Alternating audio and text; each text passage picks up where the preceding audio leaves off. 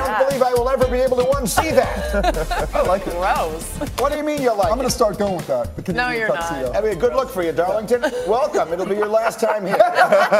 Wonderful having you here. Lots of tremendous football insights. 6 preseason games on the schedule tonight as we are exactly 2 weeks from the start of the regular season. What are we looking forward to seeing tonight, Marcus Spears? Because Cam Newton is back. And look, don't try to change this guy. Let him be who he is. Norv Turner wants him to get the ball out of his hands fast. Christian McCaffrey is a great weapon, but Cam Newton needs to turn back into Superman, the guy that we all love. We'll see him tonight. Joey Galloway, what are you looking to watch tonight? Want to see Aaron Rodgers. Mike, you told me that he needs to hear Matt LaFleur in his ear when he's calling plays. That's new to him. I don't believe he needs to do that in the preseason, but we'll find out if he plays tonight. We are expecting to see him on the field tonight. It's not certain. Once again, his fashion choice has me questioning his decisions. Mike Tannenbaum, what are you looking forward to tonight? Jarrett Stidham got off to a really good start. Rookie quarterback for the New England Patriots, 65% completion percentage, 108 rating. Does he make Brian Hoyer expendable? Could the Patriots possibly trade Brian Hoyer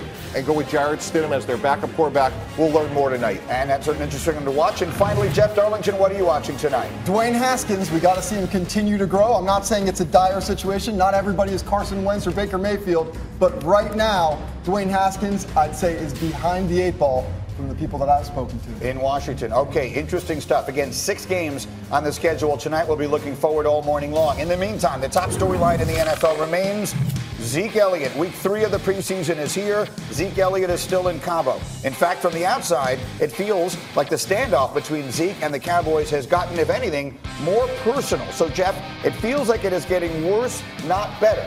But in conversations you and I have had, I get a sense you don't believe that is the case. Share the good news. I do not, Greeny. I think this deal will get done by week 1. The people that I've spoken to since the beginning that predicted a holdout for Ezekiel Elliott even 3 months ago are saying they see it happening. Let us not forget that even if Ezekiel Elliott signs for a deal that is, say, inferior to Todd Gurley but better than Le'Veon Bell, it is still a win for Ezekiel Elliott. This was not a situation where he was going to get a new contract this year. He was going to have to wait maybe 1 or 2 years. If he gets a big pay bump now, that's still a win. It will get done by week 1. He will be in camp by week 1. Marcus Spears, your thoughts? I love Jeff. You don't believe me, huh? I just can't. The personal part to me added another element that wasn't involved in this contract negotiation. Now, here's the deal. It's about value, right? And we talk about the numbers and what Zeke could potentially get. But then you get to the point of ego, right? I don't think Mike Arsenault played this right. Zeke's agent. And I'm sure he and Zeke have had some conversations about him coming out and saying that they didn't find this too funny and it was disrespectful. I don't know how much of that element plays into Jerry's ego and getting this deal done from a business standpoint. Jeff, what did you hear about that, the Zeke part? To me, when you see Jerry Jones upset with that situation, it is not Jerry being upset with Zeke, it's being upset with his agent. Yeah. That is where the dissension is occurring right now. Ultimately, that's why I think Zeke and Jerry will get this done. Mike T, what's your concern? Yeah, spinning this forward, they get the deal done. I've been there with Darrelle Revis, one of your best players. They open up with 2 division games. Washington and the Giants, those count for a game and a half as it relates to the playoffs. If he comes back and he's not in game-ready shape, and let's face it, Cabo's beautiful, don't know what kind of gyms they have there. If he comes back and he's not ready to go, that's my concern from a front office, from a team standpoint. The deal gets done, that makes sense to me, but he may not be 100%, and 2 division games, that's important.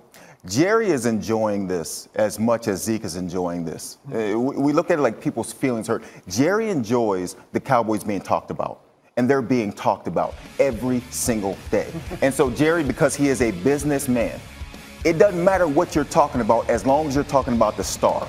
And as every day we're talking about it, he loves that. The pressure here is to win football games.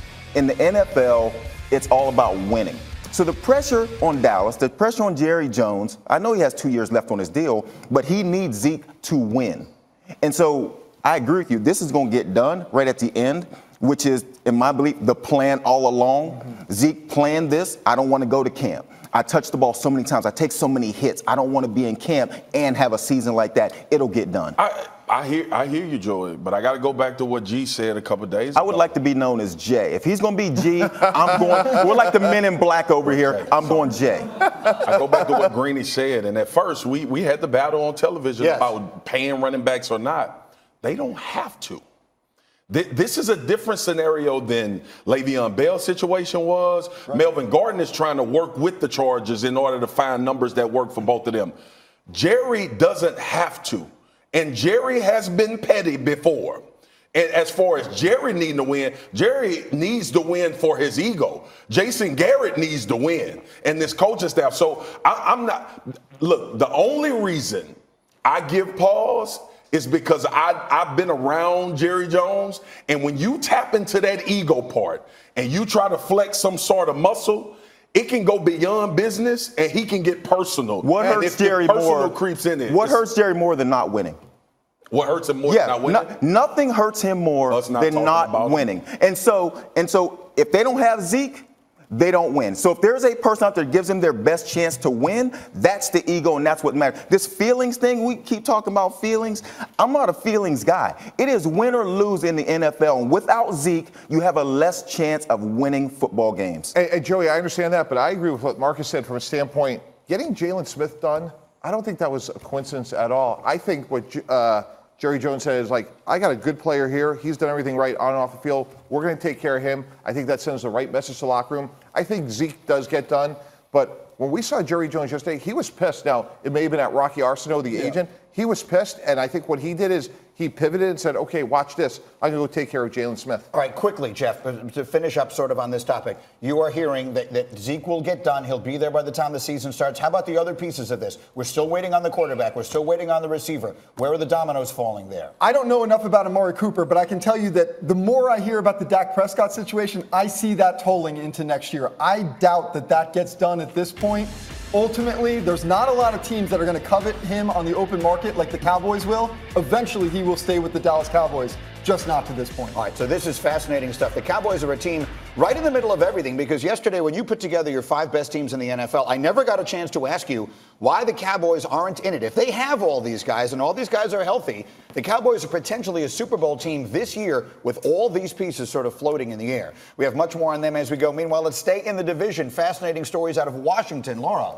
Yeah, Greeny, tonight we get another look at Washington rookie quarterback Dwayne Haskins. And it's been a mixed bag for Haskins so far this preseason, as you might expect. And his coach, Jay Gruden, has said number 15 overall pick has shown some flashes, but they think he's still a work in progress. And Haskins is 9 for 9 on passes thrown to open receivers this preseason, but the average air yards on those throws is just 1.4 yards, according to NFL Next Gen Stats. His furthest throw to an open receiver downfield was 4 yards. So, Jeff, you mentioned this off the top of the show, that you're hearing that maybe we need to pump the brakes a little bit on Dwayne Haskins. Yeah. And it seems like Case Keenum, the likely starter week 1. But what are you hearing about when Haskins may get his chance to start? So that's the thing. I don't want to sound fire alarms by saying that Dwayne Haskins isn't there yet. He's not supposed to be there yet. This is a situation where he is a young guy coming into the system because of where he was chosen and because of the hype surrounding the pick with Dan Snyder. We're expecting this. But from what I understand, in Jay Gruden's system, he's just not developing necessarily as fast as a guy like Carson Wentz or like Baker Mayfield. Those are guys who have phenomenal photographic memories, the kind of recall that gets guys into games by week 1. That's not the case with Dwayne Haskins. Jay Gruden at this point would like to see Colt McCoy actually vie for that starting job if he could get himself healthy, or Case Keenum. But Dwayne Haskins, I don't see him on the field anytime soon. I'm not talking about even halfway through the season. Right, and if you're Jay Gruden, you're thinking, I need to win for my job, correct? That's right, and there is an interesting, obvious narrative here when it comes to ownership. Dan Snyder believes that this is the guy. Jay Gruden, though, is sitting there saying, I need to put the best player on the field to win games so I can keep my job. But you also have to appease the owner. That's what makes this especially intriguing. It's complicated, and Greeny, we had Dwayne Haskins in studio here with Dan Orlovsky. You can see that the mentality from the quarterback spot is there, but yes, a work in progress. Yeah, I make no secret of the fact that I'm the president of the Dwayne Haskins fan club. I was all through the draft process, and you don't draft a quarterback to be good week 1. You draft him to be your guy for 15 years, so that wouldn't concern me that much one way or the other. Meanwhile, let me start with the Ohio State guy sitting to my right here, Joey. What do you make of the situation with Haskins? He played one season in college football, and now he's in NFL. there is a level of immaturity there that is to be expected. If you saw him on draft night, when he fell to number 15, his feelings were hurt. And so this young man, feelings hurt on draft night, goes number 15 after playing one season, and he's saying, I'm going to make the NFL pay for this. That is letting you know that here's a young man that doesn't really understand it, doesn't understand how the NFL works. So there's a level of immaturity that needs to be developed before he's ready to take over an NFL football team. What do you mean? He's going to be the face of all of it. When you say he doesn't understand how it works, what do you mean? Young guys in college have never seen how it works in the NFL. They've never seen the speed of it. They've never been in that huddle. They've never been on game day and realized this is about winning, and that's all that matters here. And so you take a young man that's not even been there yet, and he's like, I'm going to make these guys pay. To me, that's immaturity, and that's a young man that needs to learn before he's ready to play. I mean, we like it about Baker Mayfield. Like, I just... Who like, is we? We don't like it. The narrative is that that's the type of mentality you need to have. And Baker played more than 1 year, though. But my point being is we embrace it about Baker. Listen, all this talk about Dwayne Haskins is because how he's performed in the preseason, right? Think about where we were with Daniel Jones a few months ago when they drafted him 6th. Everybody was like, oh, man, what the hell is Dave Gettleman doing? What are the Giants doing? He goes out and has some preseason games. Now everybody like, oh, man, Daniel Jones could be the pick. They were right about the evaluation, which very well may be true. Here's my thing about Dwayne Haskins. Until Case Keenum or until Colt McCoy relinquishes the position, Dwayne Haskins will be going. But I guarantee you this.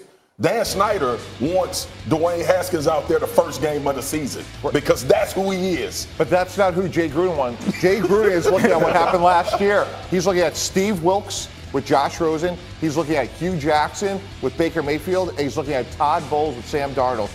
3 coaches, started 3 rookies, all 3 got fired. But Jay Gruden's not looking to develop Dwayne Haskins for the Redskin coach in 2020. He wants to win with Keenum, McCoy, whomever. Well, Mike T, I'm going to tell you this now. We having this discussion about Jay Gruden because of Alex Smith and Case Keenum and Colt McCoy. Remember, he was there when all of those guys were playing, and they still weren't having success. So, like I said a few months ago, G, what do you have to lose other than Jay Gruden, right? Your job. But he was already in this boat. We were talking about Jay Gruden losing his job before they drafted Dwayne Haskins. Right. So if I'm Jay Gruden, I want to win for today with one of those vets and develop for tomorrow. Daniel Jones started 36 games at Duke. Yep. Dwayne Haskins started 14 at Ohio State. So I think Dan Snyder and Jay Gruden have very conflicting goals right now.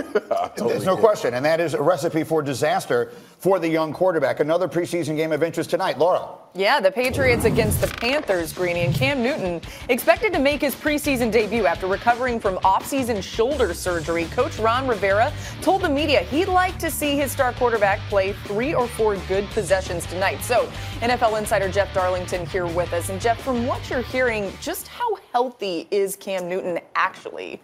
Look, I'm hearing that this guy is ready to go. Now, we talk about Cam Newton, and he was saying, I don't want everybody to expect me to just be the same old Cam you remember. That is exactly what I am hearing we should expect out of Cam Newton. I was at training camp last year. I saw his shoulder. I saw the way that they were working him along. It did not feel right.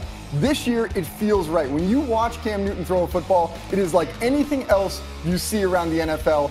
That velocity is back. Cam Newton is back. And I expect a monster season from him. It kind of feels like we're finally going to get to see Cam Newton and Norv Turner, the offensive coordinator, for real. We sort of saw flashes of it, but now he's fully healthy. With, by the way, Christian McCaffrey in the mix as well. So now he has the supporting cast around him, and he also has the arm strength. This should be a good year for Carolina. All right, Cam Newton, what do you guys think over there, Greeny, as we run the hurry up? Yeah, let's run the hurry up and start with Cam. Joey, he's expected to play 3 or 4 series.